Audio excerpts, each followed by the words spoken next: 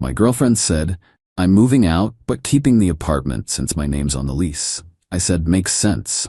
Then I removed every single item I'd paid for: furniture, TV, kitchen appliances. When she walked into her apartment, it was just 4 empty walls and her clothes. Original post: I, 29 male, have been with Ashley, 27, for 2 years. We moved in together about a year ago into this really nice 2-bedroom place. Important detail: her credit was better than mine at the time. Mine was recovering from some medical debt, so the lease went in her name only. But I paid the security deposit, first month's rent, and furnished the entire place since she was between jobs when we moved in. Last Monday, she sits me down with this serious expression: we need to talk about us. Never a good start. I've been doing some thinking and I don't think this is working anymore. I need to explore who I am without being in a relationship. Fine, breakups happen. I'm an adult. But here's the thing, she continues. Since the lease is in my name, I'll be keeping the apartment. You need to move out by the end of the month. I sat there for a second, processing. So you're breaking up with me and kicking me out? I'm not kicking you out. I'm just exercising my legal right to the apartment. It's nothing personal. Nothing personal. She's making me homeless and it's nothing personal. What about all the furniture, the TV, everything I bought? She actually laughed. Well, it's in the apartment, so it stays with the apartment. Don't be petty about some furniture, Ryan. I looked around.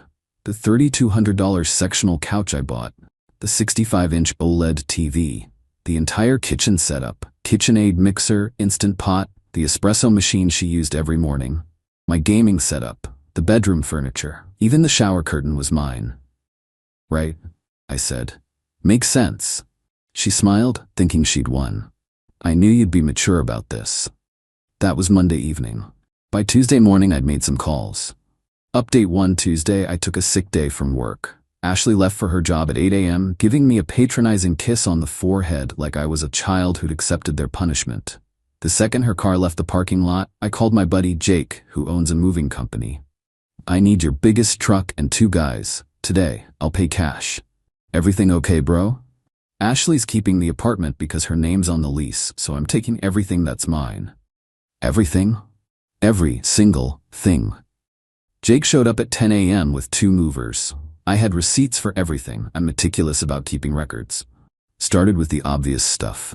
The entire living room set. Couch, coffee table, TV stand, the TV, the dining table and chairs, the bedroom furniture. Bought the whole set from West Elm. My office setup, desk, chair, gaming PC, monitors. But then I really thought about it. She said, everything in the apartment stays with the apartment? Cool. Let's define everything. All the kitchen appliances I bought: microwave, toaster, blender, air fryer, that expensive espresso machine. The rugs, every single one. The curtains and blinds, replaced the terrible ones that came with the place. The pots, pans, dishes, silverware, all mine. The bathroom stuff, shower caddy, medicine cabinet organizer, even the toilet brush holder.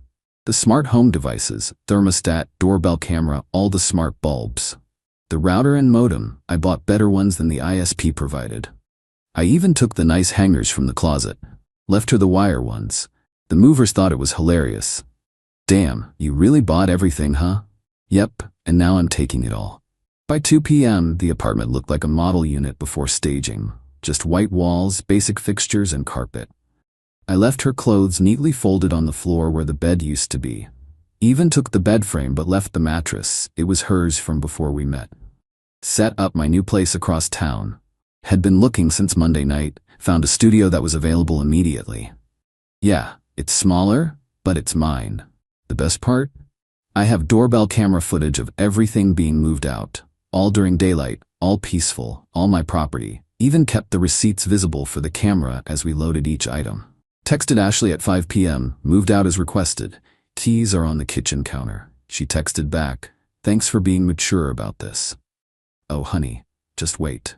Update 2, 6:47 p.m. My phone explodes. First a string of texts. What the hell did you do? Where is everything? This is theft. I'm calling the police. You can't do this. Then she tried calling. 23 times in a row. I didn't answer. Then came the voicemail that I saved for posterity. Ryan, you psychotic piece of trash. You took everything. There's nothing here. Not even a fork. Where am I supposed to sleep? What am I supposed to eat with? You even took the toilet paper holder. Call me back right now or I'm calling the cops.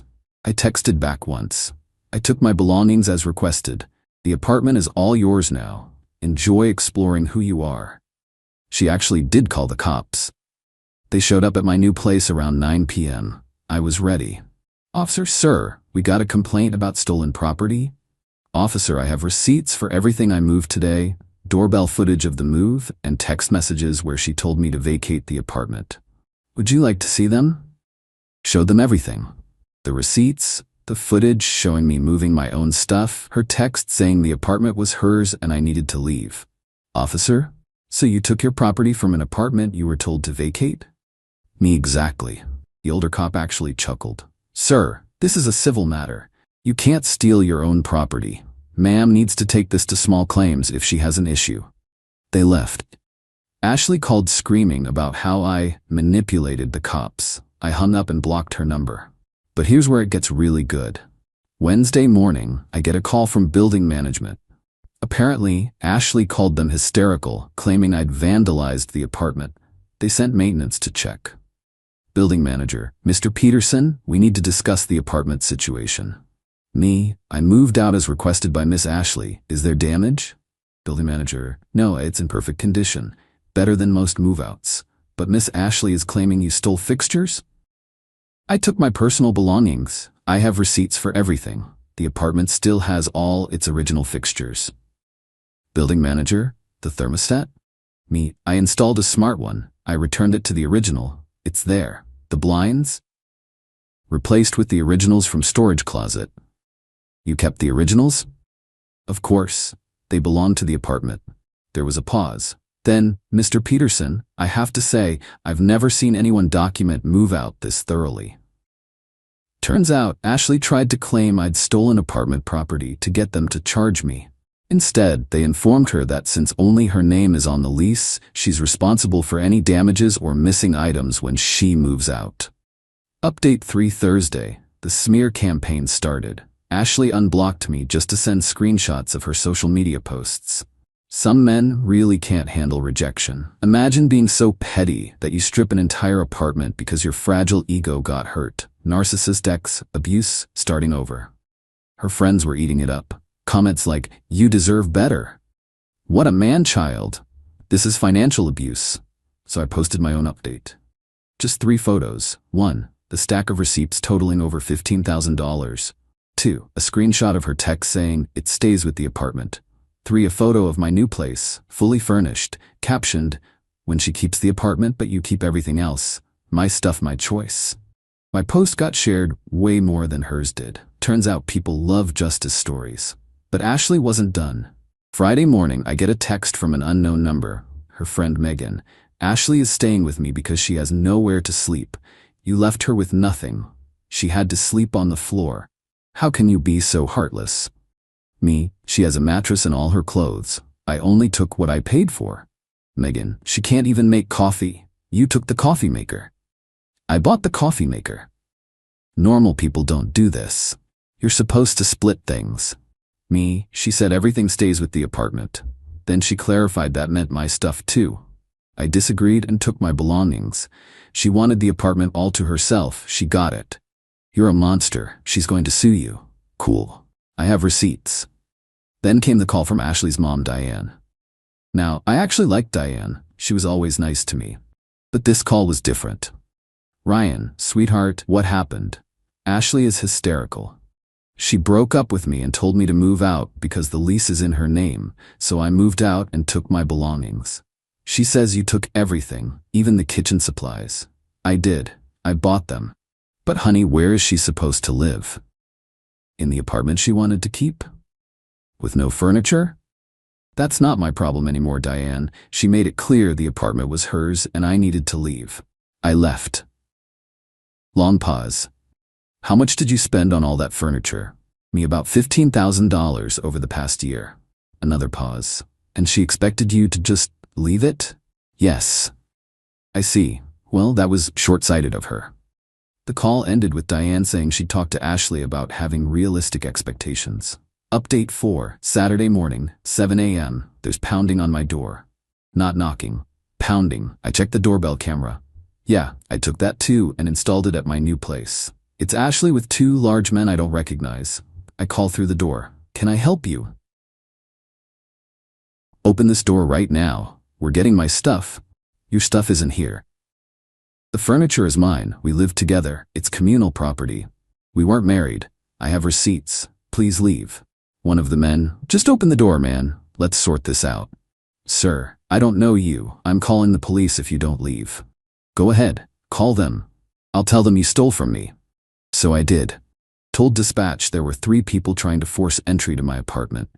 Cops arrived in 10 minutes. I showed them the footage of the pounding, the threats to get stuff, the 2 unknown men. The cop asked Ashley, "Ma'am, do you have proof this property is yours?"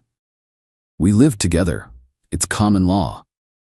Cop, "This state doesn't recognize common law marriage. Do you have receipts?" Ashley, "He has the receipts, but it was for us." Cop, "Ma'am, without proof of ownership, you need to leave. This is harassment." The 2 men, turns out they were her cousins, apologized to me directly. One of them said, "She told us you robbed her." I showed them the receipts on my phone. They looked disgusted and left without her. Ashley had to get an Uber home. But the best part happened Monday. I get a call from her friend Brittany, who was supposed to be Ashley's roommate in a few months. They had plans for me to move out and Brittany to move in. Brittany, "Hey Ryan, weird question. Did Ashley have a furnished apartment when you met her?" "No, she was living with her parents. Why?" "She told me the apartment came fully furnished and she was doing me a favor letting me move into such a nice place. I furnished that apartment, every stick of furniture.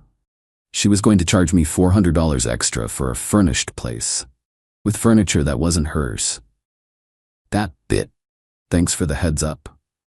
Brittany not only backed out of moving in, she also told their entire friend group about Ashley's plan to rent my furniture to her. Update 5, Tuesday, I get served with small claims court papers.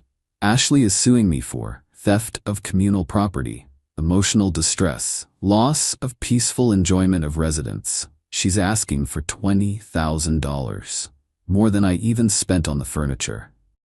I hire a lawyer friend for a consultation. He looks at the paperwork and laughs.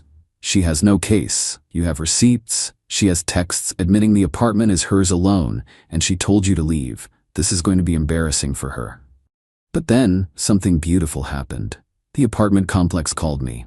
"Remember that nice building manager, Mr. Peterson? I'm not supposed to do this, but I thought you should know. Miss Ashley hasn't paid November rent. She's claiming she can't afford it because you stole her money by taking the furniture. But rent was due before I moved out." Exactly. She's been served with a pay or quit notice. Thought you might want to know in case she tries to claim this is somehow your fault too. I didn't have to wait long. Thursday, Ashley's mom Diane calls again. "Ryan, Ashley is being evicted. That's unfortunate. She says it's because you took everything. Rent is the same whether the apartment is furnished or not. She quit her job." "What? When?" "2 weeks ago. She said she was going to manifest her dream life and didn't need corporate oppression." I almost dropped the phone. She quit her job before breaking up with me. She was planning to have me pay for everything while she found herself. "Diane, she thought you'd leave the furniture and keep paying half the rent until she found someone else." Me, "Why would I pay rent on an apartment I can't live in?" That's what I asked her. She said it was your responsibility as a man to make sure she was comfortable. Even her own mother sounded disgusted. Update 6, court day arrives. 3 weeks after the breakup. Ashley shows up in a suit that's way too formal, like she's going to the Supreme Court. I'm in khakis and a polo. My lawyer said to look responsible, but not overdressed. The judge reviews the case. Ashley goes first. "Ashley, Your Honor, we built a life together. Everything in that apartment was ours. He vindictively stripped it bare, leaving me with nothing, causing me severe emotional distress and financial hardship." "Miss, were you and the defendant married?" "No, but..." "Did you have any written agreement about property?" "No, but there was an understanding." "I'll hear from the defendant." My lawyer stands up. Your Honor, my client has receipts for every item totaling $15,247. He has text messages from the plaintiff stating the apartment was hers alone and he needed to vacate. He has doorbell footage of him peacefully removing his belongings during daytime hours. The plaintiff called the police, who determined no crime was committed. Judge reviews the evidence. Miss Ashley, did you send this text saying the apartment is mine, you need to move out? Yes, but did you tell him, and I quote, everything in the apartment stays with the apartment I meant? Did you or did you not say that? Yes. Case dismissed. The defendant removed his personal property from a residence he was told to vacate. Plaintiff owes court costs. Ashley starts crying. This isn't fair. He left me with nothing. Judge, you left yourself with nothing when you assumed someone else's property was yours. Next case. Outside the courthouse, Ashley's mom is waiting. She doesn't say anything to Ashley, just walks up to me. I'm sorry about all this, Ryan. You're a good man. She needs to grow up. Mom, whose side are you on? The side that didn't quit their job to manifest nonsense while expecting someone else to pay their bills. They left arguing. Update 7. It's been 2 months now. Here's where everyone ended up. Ashley got evicted. She moved back in with her parents, who made her get a job at a call center. She has to pay them rent. She tried dating apps with photos from the old apartment to look successful. Someone recognized the apartment and tagged me in the comments. Isn't this the place you had to strip empty because she tried to steal your stuff? Her profile got roasted so hard she deleted it. Brittany, the friend who was going to move in, spread the word about Ashley's scam. Ashley lost most of her friend group. Megan still defends her, but even she wouldn't let Ashley move in with her. The apartment? The complex rented it out immediately. The new tenants actually messaged me on Facebook because they found my name on some old mail. They said the place was beautiful, but completely empty, and asked if I knew what happened. I sent them the link to my viral post.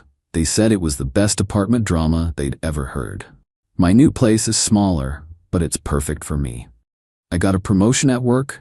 Turns out, not having relationship drama improves your performance.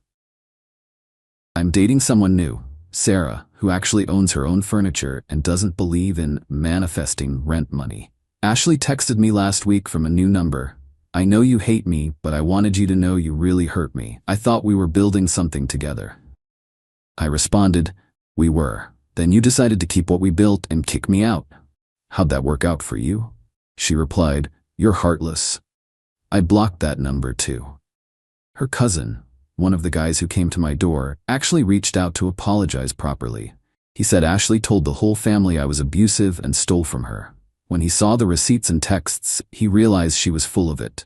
Apparently, this isn't the first time she's pulled something like this. Her ex before me had something similar happen, but he just walked away and let her keep everything. That's probably why she thought it would work again. The best part? Last week, I drove past the old apartment complex and saw Ashley in the parking lot. She was there with her mom, apparently begging the building manager to give her another chance. He wasn't having it. She saw me driving by and tried to flag me down. I just waved and kept driving. Sarah asked me if I regret taking everything. The only thing I regret is not taking pictures of her face when she walked into that empty apartment. Sarah laughed. Remind me never to piss you off. Just don't try to keep an apartment you didn't pay for and claim my stuff is yours. Deal. Looking back, the whole thing cost me maybe $1,000 in moving expenses and lawyer consultation.